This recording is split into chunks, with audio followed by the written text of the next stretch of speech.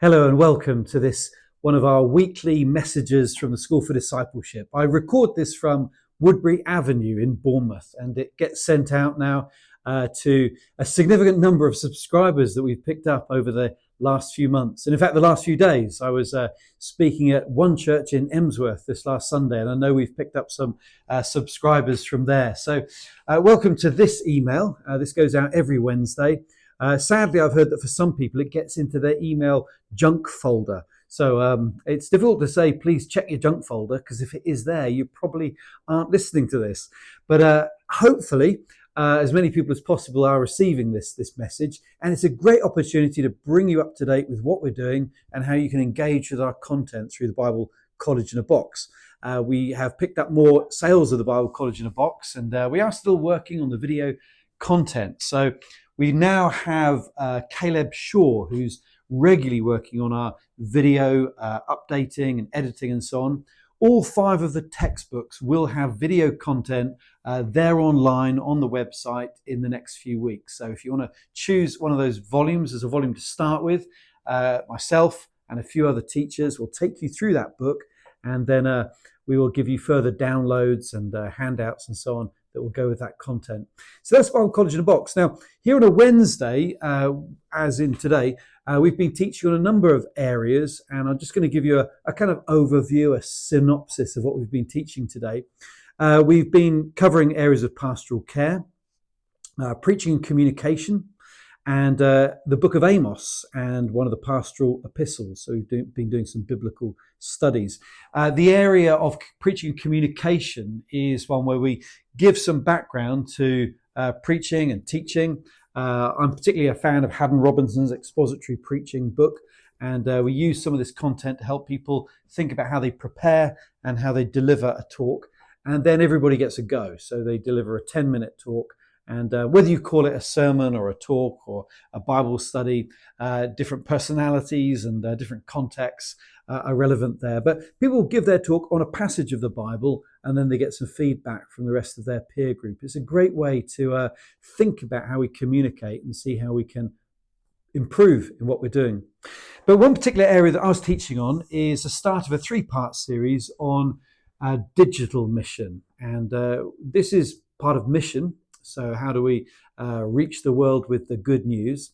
But whether we are in Myanmar or whether we're in Southampton, we're all involved in mission. We're all involved in the great commission of sharing the gospel and taking it to the ends of the earth. And our digital environment has changed all that. It's given us a new platform, and it's given us new problems. So we looked at the changing nature of our digital landscape. So we've only started today, and we're going to look at this over the next few weeks. We're going to look at how the internet has changed the way that we do things. It's really only been, when you think about it, 25 to 30 years that the internet has been around and been growing in ordinary use. And all the graphs that I showed demonstrate a rapid acceleration throughout the world and throughout our personal lives of our engagement in this online virtual world. It's all around us. Now, in that digital space, we have many platforms that we can use, and that includes TikTok and Instagram and Facebook. Some of you probably try to avoid that kind of world and those platforms, but others engage with it. What I tried to make clear from the book of Jeremiah, actually, Jeremiah 29, is that this is part of the pagan world that we live in, the city that we live in. There's all sorts of ways in which we live in a digital city now, a virtual city, and we can't really avoid that.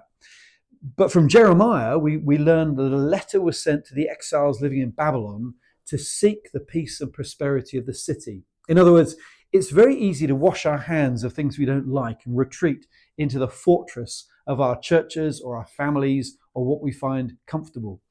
But I don't think that's the Christian attitude, because mission is engaging with the world around us. Now, I don't think that for everybody, they should be necessarily using some of these digital platforms. There are problems with them. But certainly I think for us as a general rule in the Christian life, we should look for how we can be salt and light. So when we think about TikTok and Facebook and so on, there are ways in which we can give healthy material and voice and content and spread, even if it's in a subtle way, something of the good news, the flavour of Christ in those worlds that we're now engaging in. So we've started this particular module, and we've begun to think about this digital mission. I think we can reflect in the next couple of weeks over some of the drawbacks. One drawback is the impact on mental health. That's very, very clear. It was in the news today. I don't know if you followed the story in Australia, where there's been a ban of social media among children. That's based on really good, solid research that social media has been damaging, particularly the very vulnerable, growing, developing minds of young people.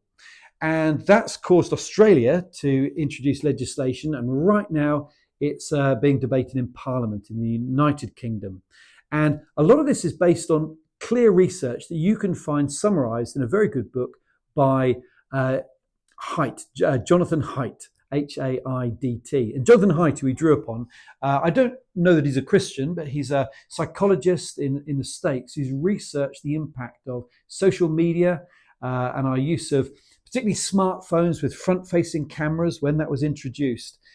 That created, particularly for vulnerable young people, and all young people are vulnerable in one sense, this real problem of self-image, of the problem of online bullying, and it created mental health issues and anxiety. And all of the research demonstrates that many of our issues of mental health and anxiety for young people in particular, you can trace back to the explosion in the use of this kind of digital media. That's part of the bad news. That's one of the things we're up against. And we're going to reflect on how we can manage our mental health while we engage with the digital world. Now, I know some of you may say, just don't do it. Go for a walk down at the beach, switch off and forget it. There's plenty of other mission fields to be involved in. But I think for many of us, it's now unavoidable. It's part of life that we're engaged with some forms of online communication and media. And I think for a younger generation, it's almost inevitable. They will get caught up in it. I'm going to pray that there is legislation to help guard particularly the developing mind, the developing brain, from some of the unhealthy influences of social media. So regardless of what happens, we as Christian believers, particularly when we're able to handle this kind of content, I think should be looking at how we can be salt and light and a positive presence. So that's one of the issues. Now, the other issue is coming down the tracks very fast, the growing use of artificial intelligence, AI. Now, that's not just deliberately going to ChatGPT or to DeepSeek and typing in a question and getting an answer. Even when you now do a Google search, you'll find the top section of a search will involve AI. AI is being used around us even when we don't realize it. And a lot of that artificial intelligence provides us with some really helpful material.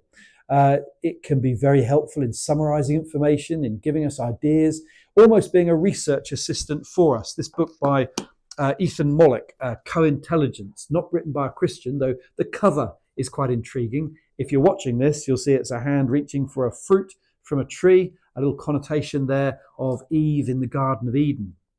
Now, what Ethan Mollick says, living and working with AI, is that we need to have the right attitude to artificial intelligence. As an assistant tool to our own study and research and so on, as an assistant tool, AI is very powerful and very useful. The problem is when we let it be more than that. When it begins to master us, then we've got a problem. So trying to manage how we use AI is one of the things we'll explore. It's a great research tool, research assistant. It's like a very, very powerful Google search that can pull information together and crystallize it, summarize it in a way we can use. But as a master, it's very dangerous. It provides false information. I mean, absolutely false information. We tried out some different questions using different types of search engines, different types of artificial intelligence programs online. Very intriguing to see the answers. Some of them very politically loaded and so on. So we've got to handle that kind of information with care. AI is known to hallucinate as well and invent things that are not there. So we need to be able to scrutinize what we're learning in order to make some good use of artificial intelligence. And all of that is by way of saying that this is part of the key to what we're doing with the Bible College in a Box. We want to develop resources that do use video content, digital content, but doesn't let go of the value of the printed page. I'm still telling people that in terms of their Bible study and their use of the Bible, there is enormous value in a printed Bible. Yes, you can use your phone. I know you can have digital Bibles on your laptop and Kindle, but a printed Bible has its own kind of merit and value alongside others. Using a printed Bible, I think the pace of your reading slows down so you can concentrate. There's a way in which you find your way around the Bible and understand how it fits together in a way that's very difficult when you're just swiping on a mobile phone. And the printed pages that we use in our textbooks and so on in the Bible College in a Box is quite deliberate. Now, for those overseas who are getting this message, we are looking at making it available digitally and getting it to you in other formats, but I'd still love to see some level of printed content in use. Getting a paper and a pen and switching off from that online environment can really help us to process what we're learning. So we've just introduced a whole new series now of commentaries. This is one of the New Testament commentaries that we're using, and we were using today. We've got the Old Testament coming later in the year, but the New Testament is with us. You can go onto our website to find out more. It uses the same ring-bound content as the textbooks that you've got in the Bible College in a Box, but now book by book through the Bible, you can do the same kind of study. It's going to take us a while to get video content to accompany these, so please be patient. But I just love the environment it creates because it's ring-bound, so you can have it flat on the table, valuable commentary on the Bible passage you're reading by some notable scholars from the previous generation, F.F. Bruce, Ralph Martin, Howard Marshall, clear expository comment, and then room for your own notes. And the idea of this is these kind of commentaries, as you use them in your own personal study, this is journaling. This is content that you'll keep for life. And by keeping them in this format, you don't have to worry about upgrading your computer and hard drives that crash. These can just sit there in a box or on a shelf and be a compilation of your reflections and your thoughts on the entire Bible. So right now we're doing the pastoral epistles and using one of these volumes. So you can pick these up individually from Keith Jones Christian Bookshop or as a box that we're going to be advertising more shortly. Check out more of that online. But this is going to be a key resource for the next step as we develop the Bible College in a Box. We've got the textbooks, and now this is the way in which we can do some serious in-depth study of the Bible from Genesis to Revelation. So do look out for these. And to come back to our topic that we covered today, I'm unapologetic about the value of printed content, reading books. You may have started with good intentions in January and then you've kind of forgotten already what you were doing. Let's not get guilty. Let's not feel guilty about that, and let's not tell ourselves off. Instead, let's just encourage each other and spur one another on by opening up that book again and getting back into that printed text and opening up the Bible again to read from cover to cover what the Bible teaches. So that's what we're covering today, really an introduction to how we can engage with the digital world without letting go of printed content. We'll share with you more of that in the coming weeks. We've got Steve Brady here next week teaching on the doctrine of Christ, and we've got some other visiting speakers in the weeks ahead. We hope to share with you some of that content too. And do look out on our website. If you've not registered an account yet, you need to do that. And then as we get that video content uploaded, you can join us in studying one of the textbooks and following that through. So right now it's systematic theology and applied theology. Old Testament should be online in the next couple of weeks. So thanks for listening and following in this weekly lecture that we send out, and lots more happening, which we'll let you know of in the weeks to come. But God bless you. Thanks.